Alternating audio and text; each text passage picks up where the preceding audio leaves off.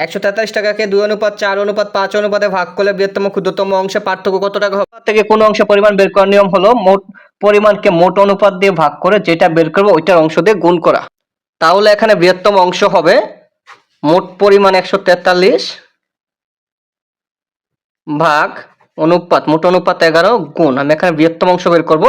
বৃহত্তম হচ্ছে সবচেয়ে বড়, তাহলে সবচেয়ে বড় অনুপাত এখানে 5, তাহলে এখানে 5 দিয়ে গুণ করব। একইভাবে ক্ষুদ্রতম অংশ মোট পরিমাণ ভাগ মোট অনুপাত গুণ ক্ষুদ্রতম অংশ, এখানে সবচেয়ে ছোট অনুপাত হচ্ছে 2, ক্ষুদ্রতম মানে সবচেয়ে ছোট। এর আমি বের করি 11 যদি 143 কে ভাগ করি তাহলে হচ্ছে 13, 13 দা 5 এর গুণ করলে 5 13 65, আবার 11 দিয়ে 143 কে ভাগ করলে 13, 13 দুগুণে 26, তাহলে আমি বৃহত্তম অংশ পেলাম 65 এবং ক্ষুদ্রতম অংশ পেলাম 26।